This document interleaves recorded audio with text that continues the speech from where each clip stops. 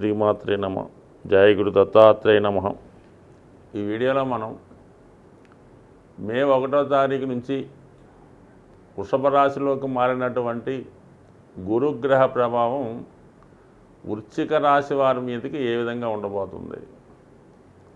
వృశ్చిక రాశి వారికి ఒక విధంగా గురువు సప్తమ స్థానంలోకి ఒక విధంగా ఒక మంచి శుభస్థానంలోకి మారడం జరిగింది. దాంతోపాటు ఇంకొక అదృష్టాన్ని కూడా తీసుకురావడం జరిగింది ఈ గురుగ్రహం యొక్క మార్పు. గురువు సప్తమ స్థానంలోకి వచ్చినప్పుడు తన దృష్టితో సప్తమ దృష్టితో కర్కాటకాన్ని వీక్షించడం వల్ల కర్కాటక రాశి వారి యొక్క ఆలోచన విధానం, దైనందిన విధానంలో వారి ఆలోచనలు అలవాట్లు ఖచ్చితంగా మారతాయి. చిన్న చిన్న బలహీనతలు, వ్యసనాలు లాంటివి ఉంటే దాటి నుంచి బయటపడి జాతకుడు ఒక క్రమశిక్షణతో ఒక పద్ధతిగా మెలిగే అవకాశం ఉన్నది. ఇది ముఖ్యంగా విద్యార్థులకి వాళ్ళ యొక్క బలహీనతల నుంచి కానీ అశ్రద్ధ నుంచి కానీ ఎవరిని లెక్క చేయకపోయిన స్వభావం తగ్గి జాతకుడు వినయ విధేయతలతో గురువు చెప్పింది శ్రద్ధగా విని తల్లిదండ్రులను గౌరవించి చదువులో పడి కొత్తగా మరి ఎడ్యుకేషన్లో మంచి అభివృద్ధి, గతంలో కన్నా ఉత్తమమైన ఫలితాలు సాధించే అవకాశం ఉంది విద్యార్థులైతే. ఇంకా మిగతా పెద్దవాళ్ళకు కూడా వాళ్ళ స్థాయిని బట్టి దైవభక్తి పెరగడం, ఆహారపు అలవాట్లో మార్పు, సాంప్రదాయాలు పాటించడం జరుగుతుంది గురువు చూడటం వల్ల. ఇంకొకటి ఏంటంటే శని కూడా అర్ధాష్టమ శని అయినప్పుడు కూడా తన దశమ దృష్టితో వృశ్చిక రాశిని చూస్తూ ఉంటాడు. గోచార శాస్త్ర ప్రకారం ఏదన్నా గురుగ్రహం శనిగ్రహం కలిసి సంయుక్తంగా ఒక రాశి మీద దృష్టి పెట్టినప్పుడు ఖచ్చితంగా ఆ రాశి యొక్క ఫలితాలు జాతకుడికి అనుభవంలోకి రావడం జరుగుతుంది. సో ఇప్పుడు మరి రెండు గ్రహాలు కేవలం ఈ ఒక్క వృశ్చిక రాశి మీదే దృష్టి పెట్టడం వల్ల ఇది ఆరోగ్యకరమైనటువంటి వాతావరణం కల్పించబడుతుంది. జాతకుడికి ఆరోగ్యం నుంచి బయటపడతారు. అంటే ఆరోగ్యం అనుకున్నప్పుడు ఏంటి, ఆర్థికపరమైన ఆరోగ్యం అవ్వచ్చు, అలాగే మరి వ్యక్తిగత ఆరోగ్యం అవ్వచ్చు, ఉద్యోగంలో కూడా ఆరోగ్యమైన పరిస్థితులు, అంటే అన్ని విషయాల్లో కూడా అది సాటిస్ఫైడ్గా ఉందన్నప్పుడు అది ఆరోగ్యంగా ఉంది. ఒక చెట్టు ఒక మొక్క ఇంట్లో పెరిగినప్పుడు అది ఆరోగ్యంగా పెరుగుతుందంటే దానికి మంచి పోషణ అంత ఉంది, చాలా కలకలాడుతుందని అర్థం. సో ఆ విధంగా అన్ని రంగాల్లో వాళ్ళకి కూడా ఈ ట్రాన్సిస్ చాలా బాగుంటుంది. ముఖ్యంగా ఈ పంచమ స్థానాధిపతిగా ఉన్నటువంటి గురువు సప్తమంలోకి మారుతున్నాడు కదా.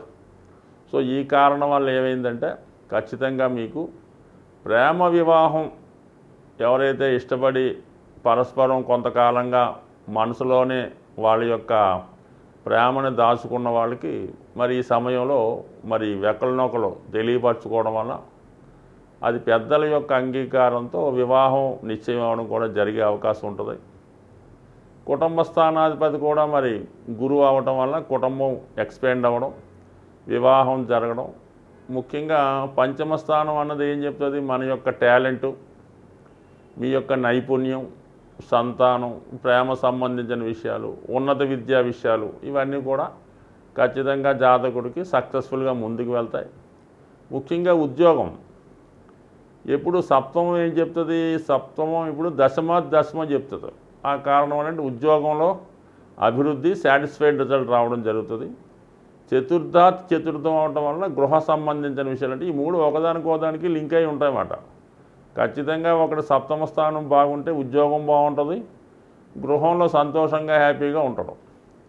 ఏదైనా ఉద్యోగం తేడా వచ్చిందనుకోండి, సప్తమ స్థానం దెబ్బతింటుంది, గృహంలో పరిస్థితులు మారుతూ ఉంటాయి. అందుకని ఈ మూడు కూడా ఒకదానికొకటి లింక్ అయి ఉన్నాయి కాబట్టి మరి ఇప్పుడు గురువు ఈ మూడు భావాల్ని యాక్టివేట్ చేస్తుంటాడు కాబట్టి మీకు 100% చక్కగా వివాహం, ఉద్యోగం, సుఖ సంతోషాలు లభించే అవకాశం ఉంది.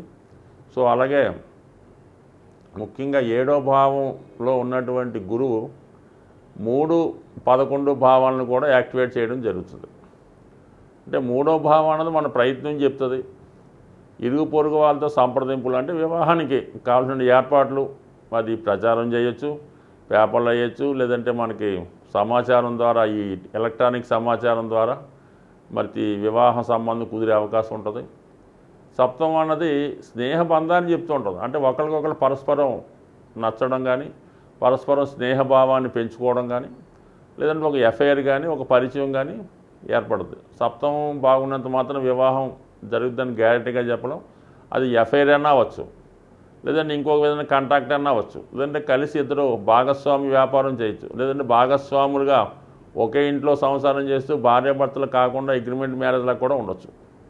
11వ భావం కూడా మరి బలంగా ఉన్నప్పుడు, 11వ భావం యాక్టివేట్ అయినప్పుడు అది వివాహ బంధం, అంటే స్నేహ బంధంగా, పవిత్ర బంధంగా మారే అవకాశం ఉంటుంది. కాబట్టి ఒక జాతకంలో వివాహం నిశ్చయించాలంటే 3, 7, 11 భావాలు కూడా అనుకూలంగా ఉంటాయి. మరి ఇప్పుడు గురు ప్రభావం వల్ల ఈ బంధం గట్టిపడే అవకాశం ఉంది. గతంలో మీరు ఎవరైనా ఇష్టపడి ఉన్నా అది వివాహ రూపం దాల్చవచ్చు.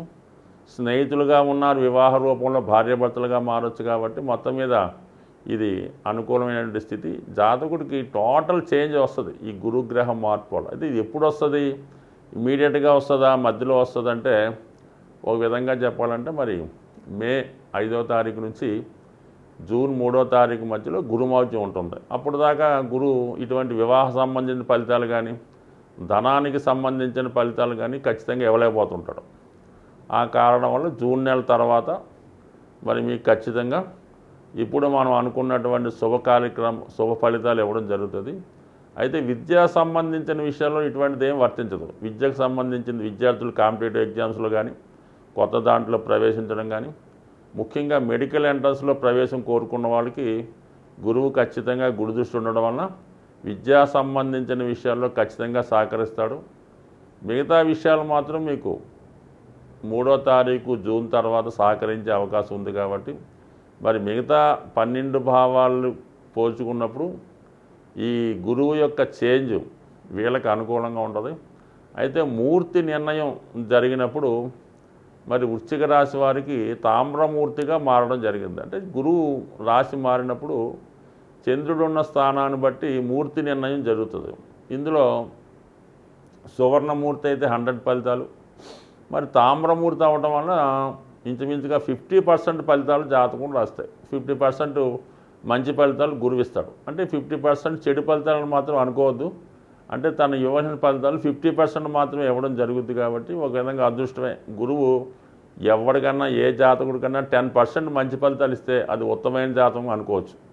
మరి 50% ఫలితాలు ఇస్తున్నాడు కాబట్టి, మరి అనుకూలంగా ఉన్నాడు కాబట్టి ఖచ్చితంగా, అంటే గురువు మనకి బలంగా ఉన్నాడు, గురువు రాశి యందు ఉన్నాడు, లేదంటే గురువు లగ్నాన్ని చూస్తున్నాడు, గురువు సప్తమ భావంలో ఉన్న ఎక్కడన్నా సరే జాతకుడు వెనకాల కొండంత ధైర్యం మాట. అంటే సాక్షాత్తు భగవంతుడు మన తోడుగా మన వెనకాల ఉంటే ఎటువంటి బలం ఉంటుందో జాతకానికి అటువంటి అద్భుతమైన ఫలితం మరి ఈ గురువు బలం వృశ్చిక రాశి వారికి ఏర్పడింది. సాధ్యమైనంత వరకు ఈ రాశి వారు ఎక్కువగా దక్షిణామూర్తి ఆరాధన, అలాగే గురువు వృషభ రాశిలోకి వచ్చాక ఎక్కువగా లక్ష్మీ అమ్మవారిని పూజ చేసుకోవడం వల్ల, కనకదార స్తోత్ర పారాయణ వల్ల, దాంతో విష్ణు సహస్రనామ పారాయణ చేయడం వల్ల అటు లక్ష్మీ అనుగ్రహం కలుగుతుంది, అటు గురు అనుగ్రహం లభిస్తుంది. కాబట్టి నిరంతరం మరి మీరు వీలైనంత వరకు విష్ణు సహస్రనామ పారాయణ చేయడం వల్ల 100% వృశ్చిక రాశి వారికి ఈ సంవత్సరం